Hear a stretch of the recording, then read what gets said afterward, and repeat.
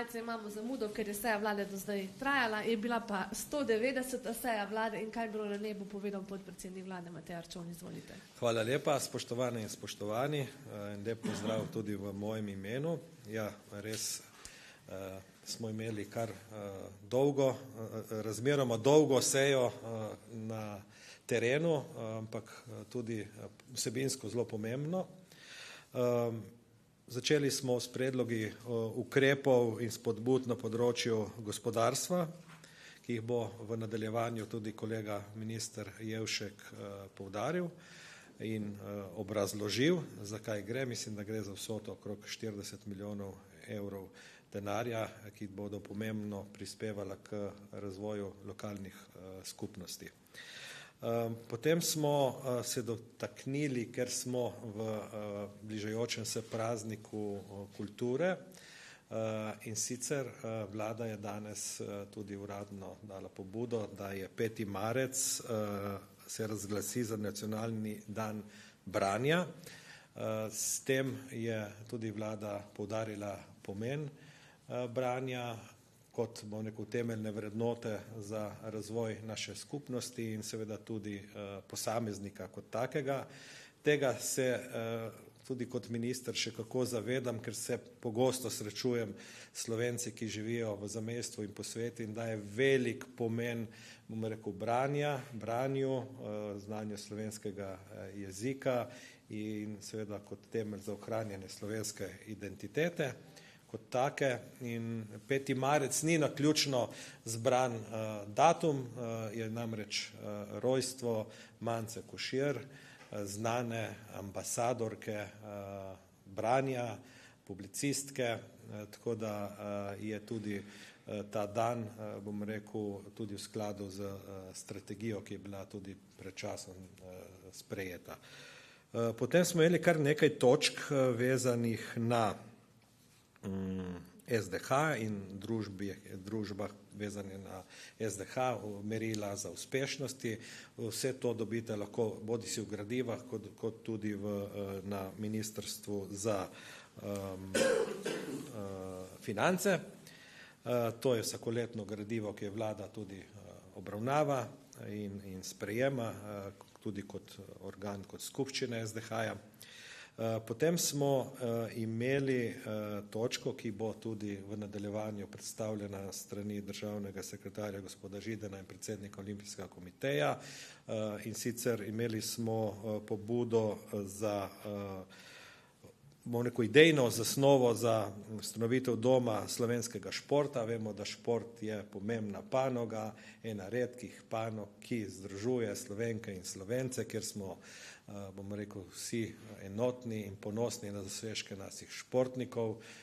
Tudi sam sem športnik po duši in vesel in zadovoljen, da je prišlo do te pobude strani Olimpijskega komiteja, tudi podpore pristojnega ministrstva.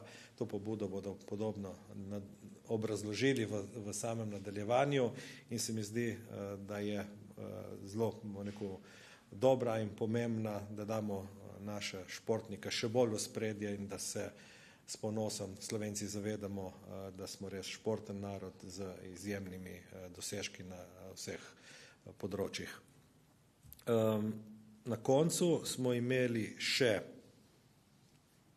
predlog, in sicer pripravo izhodišč, smo jih tudi potrdili in jih bo v nadaljevanju tudi bodo potrjena z strani stroke in priprava zakonske podlage za negativne učinke uporabe družabnih omrežij za mladostnike in otroke starih do 15 let, tudi po vzoru različnih držav po svetu, Evropi je to v zadnjih tednih, mesecih aktualna tema in s tem tudi kot vlada kažemo, da nam je mar za naše otroke in sicer, da tudi reguliramo vsa ta družabna omrežja, kot so TikTok, Snapchat, Instagram, vsa tista omrežja, kjer se delijo vsebine in hkrati tudi, da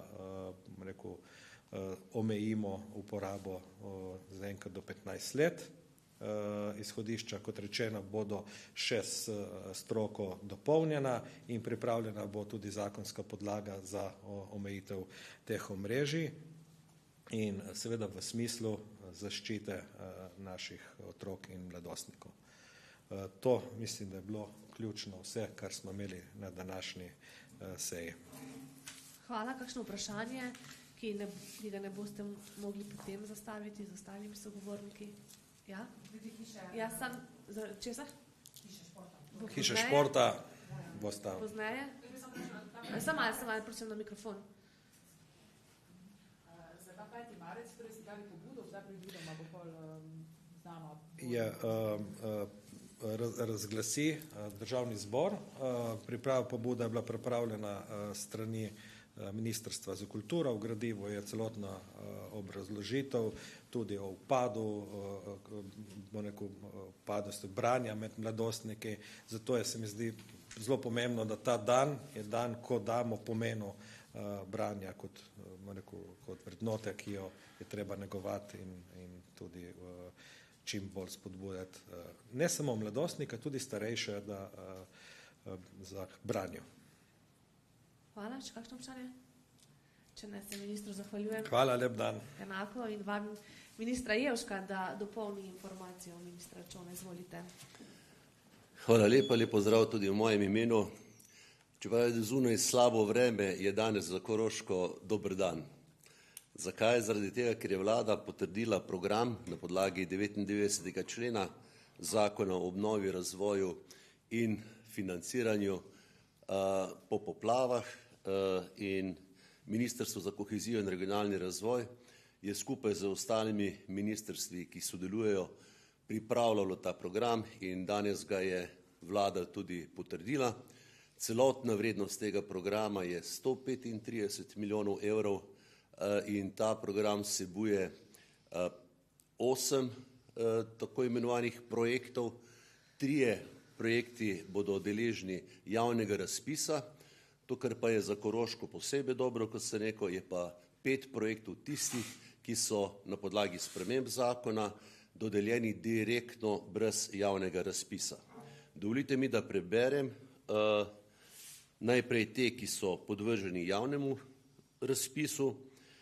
Sofinanciranje investicij v vrtce in osnovno šolstvo 40 milijonov evrov, javni razpis ureditve javne turistične infrastrukture 10 milijonov evrov, javni razpis ureditve javne infrastrukture poslovnih con za krepitev odpornosti na naravne nesreče 20 milijonov evrov.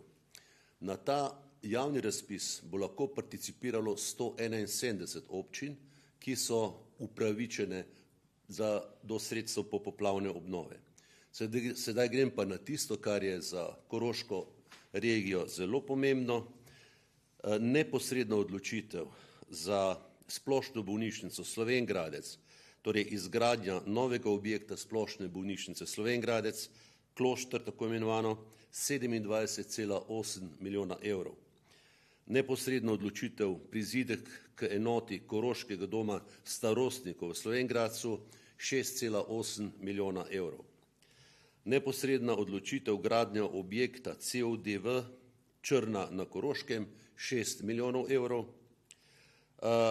Gradnja in ureditev varstveno-delovnega centra Saša ter gradnja in ureditev bivalne enote 4,85 milijonov evrov in pa neposredno odločitev izgradnja novega doma za starejše v Mislinji 19,5 milijona evrov.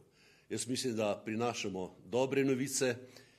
Rok za izgradnjo teh projektov je do konca leta 2028, tako da je mogoče že danes čas, da zasadite lopate in da začnemo delati. Hvala lepa. Ja, je kakšno vprašanje, pa na mikrofon. Matija, ga lahko predaš naprej? Tole je samo verjetno, ne? Dober dan, zdaj jaz bi poprašala, še bo v kateri drugi regiji tak direktni projekt, kot so tisti, ki ste jih našteli za Koroško? Zaenkrat je direktna odločitev o investicijah samo so teh 5, je pa zakonska možnost, da se to dodeli iz sklada za obnovo tudi na drugih regijah.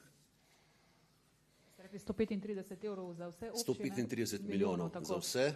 Direktna investicija je za Koroško je pa potem koliko? Ja, boste mogli malo matematiko uporabiti. Zdaj, če tule rečemo 40, 50, pa 20, minus 70, 135 minus 70, ostale pa za Koroško. Še kakšno vprašanje na to temo? Če ne, se vam zahvaljujem, minister. Zdaj vabim A sploh treba še kaj vprašati? Hvala lepa. Hvala, svidenje. Zdaj vabim državnega sekretarja Dejana Židana, da predstavi pobudo. Izvolite. Ja. Spoštovane gospe, spoštovani gospodje, Slovenci smo eden treh najbolj športnih narodov na svetu. To ni zato, ker tako samo čutimo, ampak ker tako govorijo številke. Konec lanskega leta je bilo ponovno rangiranje objavljeno, temelji na medaljah na svetovnih prvenstvih in smo, glede na število prebivalcev, smo tretji. Ministrstvo za gospodarstvo je pristojno za šport od aprila leta 2023 in takrat se je začel en taki res hiter napredek. In do tega vidite tudi na Koroškem, to je izjemno dosti sofinanciran športne infrastrukture, ki so temelj slovenskega športa.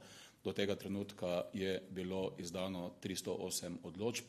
To pomeni skupna vrednost investicij čez 240 milijonov evrov, od tega država sofinancira 68 milijonov in dobra novica je, da jutri bo objavljen novi razpis za dodatnimi 20 milijoni in pričakujemo, da bo vsaj še 100 slovenskih občin še dobilo pozitivne sklepe.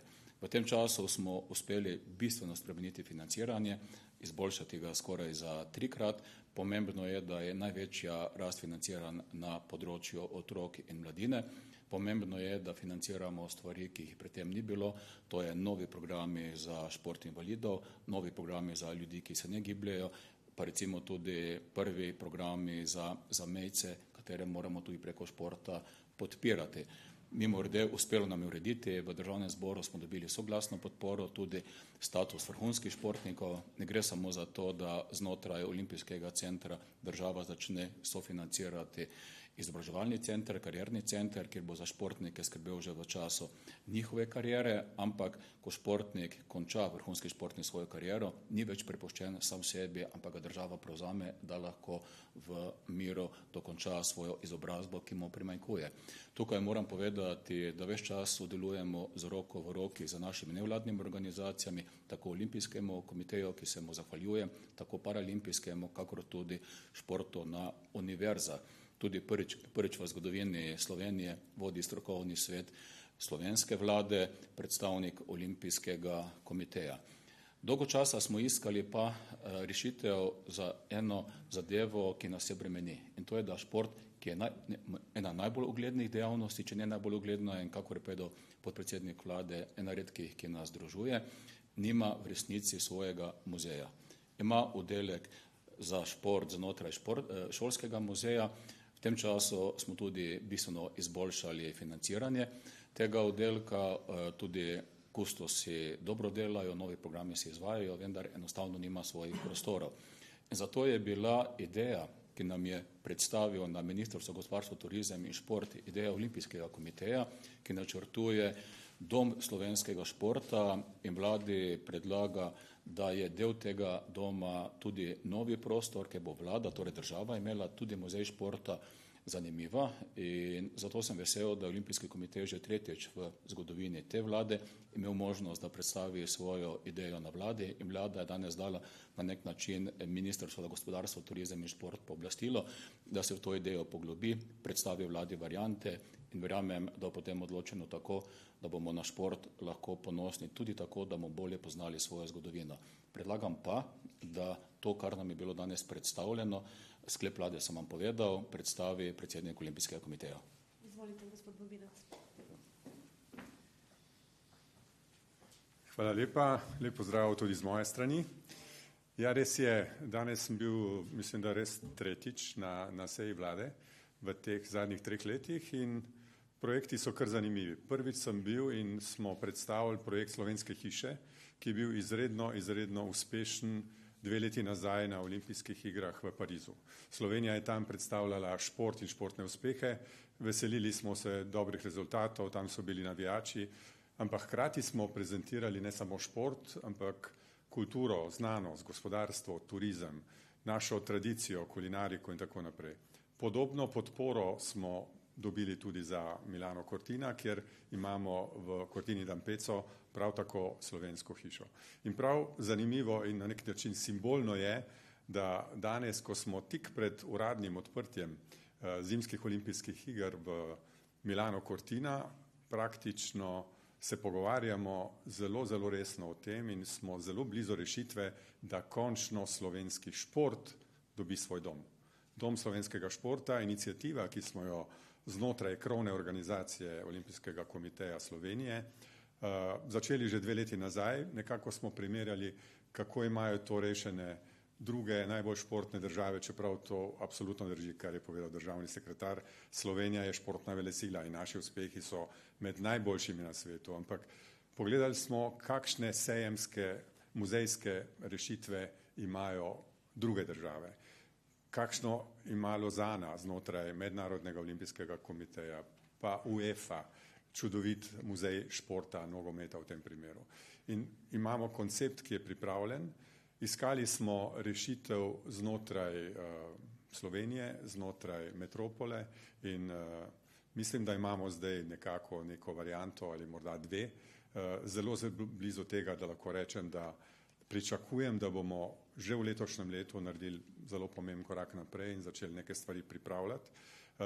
Iskali smo lokacijo v središču mesta, v Ljubljani, kajti to je kakorkoli že center Slovenije, stičišče gospodarstva, turizma, diplomacije in lepo je, da vse te silne uspehe slovenskega športa tudi iz preteklosti vsem gostom, ki pridejo v Slovenijo, lahko tudi predstavimo. Pa hkrati ne gre samo za športno dediščino, vse od današnjih uspešnih športnic in športnikov, pa če gremo nazaj po časovnici do Leona Štuklja, ampak gre tudi za to, da vrednote olimpizma lahko širimo tudi med mladimi. To bo dom športa, ki bo hkrati v enem delu muzej, na drugi strani pa tudi družabni prostor za mlade, kjer bomo lahko v nekih digitalnih predstavitvah gradili identiteto olimpizma, športa, jih vzgajali iz preteklosti pa za prihodnost. Ta vzgojni moment je sila pomemben.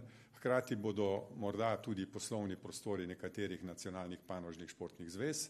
Poskrbeli bomo, da bo znotraj tega doma športa tudi ustrezna možnost nakupa navijaških rekvizitov znotraj neke trgovinice, pa še kakšna luštna športna kavarna bo zraven, ampak kot rečeno, center doma športa bo muzej športa, kjer bomo dali poklon vsem slovenskim športnim dosežkom iz preteklosti pa vse do danes.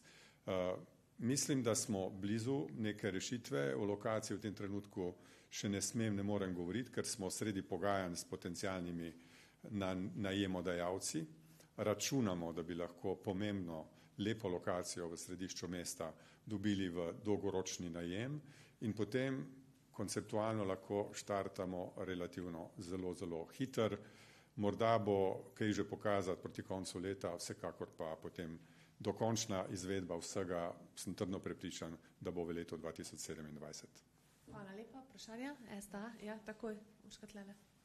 Ne, tukaj, prvi vrsti. Še iz športnega uredništva STA vprašanje. Kakšen je strošek in kako se bodo ti stroški oziroma pač razdelili med deležnike? Prekmalu je še o tem govoriti. Pogovarjamo se o neki kvadraturi, ki jo za samo muzejsko dejavnost nekako ocenjujemo okrog 1500, morda do 2000 kvadratnih metrov. Namreč to je tista minimalna številka, na podlagi katere računamo, tudi na podlagi izkušenj drugih držav, da se da vse pokazati. Hkrati pa imamo možnost vzeti v najem mogoče še kakšne druge poslovne prostore, kakšne konferenčne dvorane.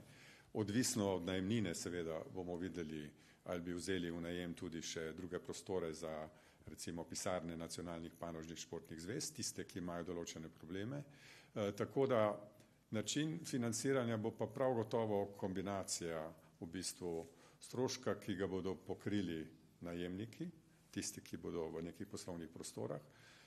Potem verjamem, da lahko najdemo tudi privatne pokrovitelje, podjetja, ki so ali top sponzori Mednarodnega olimpijskega komiteja ali pa tudi Slovenskega olimpijskega komiteja. Tudi Mednarodni olimpijski komitej ima neko prakso, da pri tej kulturni dediščini in pri vrednotah olimpizma, kar to prav gotovo bo, tudi nekaj prispeva in pomaga pri preureditvi teh prostorov. In v enem delu, pomembnem delu, je pa to, o čemer je govoril državni sekretar Dejan Židan, pa je, da bi v osrčju tega postavili tudi ta muzej športa, kjer pa iščemo neke rešitve, jasno tudi take, ki so sprejemljive za eno in za drugo stran, tudi znotraj države. To bo kombinacija vsega, ko bomo imeli na eni strani dokončno lokacijo in rešitev in tudi dokončno finančno strukturo, bomo seveda z veseljem o tem spregovorili. Ampak ocenjujem, da smo v tem trenutku blizu, drugače ne bi bil danes pred vami in vam to sporočal. Pa še to deloma ste sicer že odgovorili, kakšni so dolgoročni cilji tega projekta? V bistvu si pravzaprav res mogoče poleg vsega ostalega, da smo poskrbeli skupaj seveda z veliko podporo države in Ministrstva za gospodarstvo, turizem in šport in celotne vlade, lahko rečem, ki v zadnjih letih močno vlaga v šport na vseh ravneh, sem si nekako zastavil čist za osebni cilj, da poskušamo pustiti eno pomembno sled tudi za prihodnost. Zato toliko govorimo o športni dediščini. Lahko povem tudi, da v letošnjem letu načrtujemo izdajo tudi knjige o Miroslavu Cerarju. Imamo v Sloveniji živo legendo, ki ima marsikaj zapovedati. Knjigo, ki jo piše Tadej Golob, računam, da bomo izdali še v letošnjem letu.